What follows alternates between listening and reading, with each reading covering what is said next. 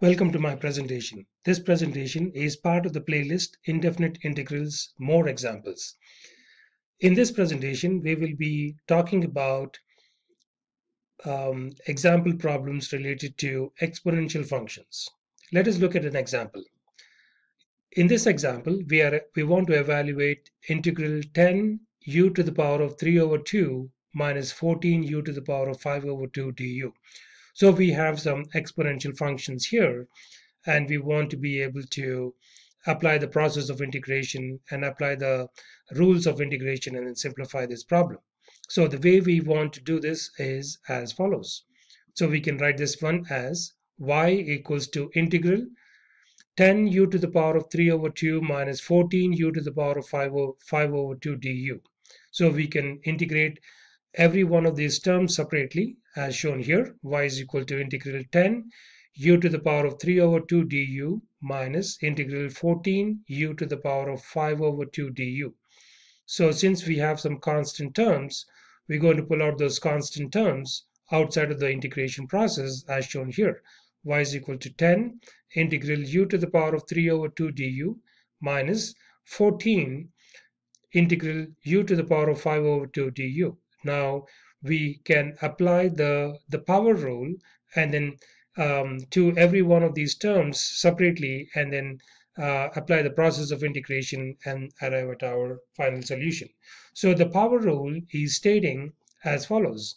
If y is equal to integral x to the power of n dx, then the power rule states as follows: x to the power of n plus 1 divided by n plus 1.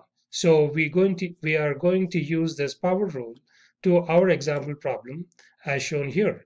So the first term we can write as 10 times integral u to the power of 3 over 2 du can be written as u to the power of 3 over 2 plus 1 divided by 3 over 2 plus 1. In our case, n is equal to 3 over 2. So the second term minus 14 times integral u to the power of 5 over 2. We're going to apply the power rule here. In this case, n is equal to 5 over 2. So when we apply the power rule, it's going to translate to u to the power of 5 over 2 plus 1 divided by 5 over 2 plus 1 plus c, where c is a constant of integration. So when we simplify this some more, we have 10 times u to the power of 3 over 2 plus 1 translates to 5 over 2 divided by 3 over 2 plus 1 translates to 5 over 2 in the denominator, minus 14 times u to the power of 5 over 2 plus 1 translates to 7 over 2 divided by 5 over 2 plus 1 translates to 7 over 2 plus c. So when we simplify this some more, we have 10 times 5 over 2, which is in the denominator. When it comes to the side of the expression, we can write it as 2 over 10. So 10 times 2 is 20 divided by 5, which translates to 4 times u to the power of 5 over 2, which is in the numerator, minus 14 times 7 over 2 is in the denominator. When we bring that to the side of the expression, we can write that as 14 times 2 divided by 7. 14 times 2 is 28.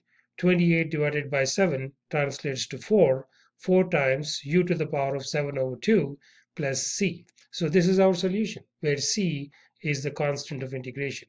So when we have exponential terms, all we need to make sure is make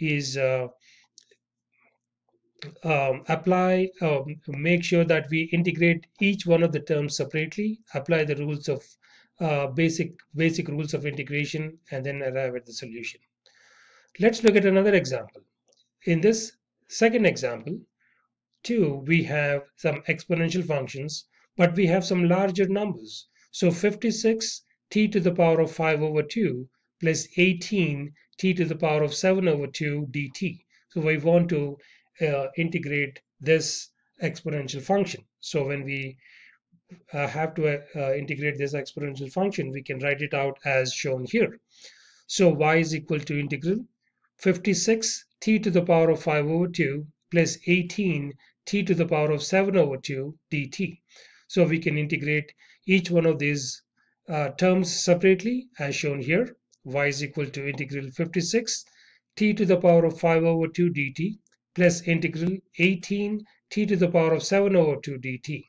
So since we have some constant terms, we can pull them outside of the integration process as shown here. Y is equal to 56 integral t to the power of 5 over 2 dt plus 18 integral t to the power of 7 over 2 dt. So now we are ready to apply um, the rules of integration and then simplify this process. We're going to integrate each function separately. So we're going to use the power rule here since we have integral t to the power of 5 over 2 dt. Let us recap what the power rule is stating. The power rule is stating as follows. If y is equal to integral x to the power of n dx, when we apply the rule, it translates to x to the power of n plus 1 divided by n plus 1. The n can be a whole number, it can be a positive number, it can be a negative number, it can be a fraction, and so on. So let us apply this power rule to our example problem here. For our example problem here. So integral t to the power of 5 over 2, in our case, n is equal to 5 over 2. And when we apply the process, it translates as follows. T to the power of 5 over 2 plus 1 divided by 5 over 2 plus 1 plus 18 integral t to the power of 7 over 2 dt. In this case, n is equal to 7 over 2. So when we apply the power rule, it translates to t to the power of 7 over 2 plus 1 divided by 7 over 2 plus 1 plus c, where c is a constant of integration. So let's simplify this some more. 56 times t to the power of 5 over 2 plus 1 translates to t to the power of 7 over 2. And then in the denominator, 5 over 2 plus 1 translates to 7 over 2 plus 18 times t to the power of 7 over 2 plus 1 translates to 9 over 2 divided by, in the denominator, we have 7 over 2 plus 1, that translates to 9 over 2 plus c. Okay, so when we simplify this some more, we have 56 times 7 over 2 is in the denominator. We want to bring that to the side of the expression. 56 times 2 divided by 7 translates to 16 times t to the power of 7 over 2 plus 18 times, we have 9 over 2 in the denominator. When we bring it to the side of the expression, that translates to 2 over 9.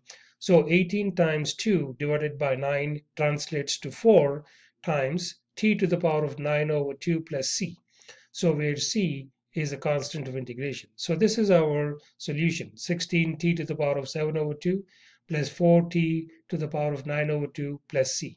So when we have exponential terms with large numbers as constants by the side of them, we want to make sure that we want to take the constant terms outside of the integration process, and then apply the basic rules of integration, and then arrive at the final answer.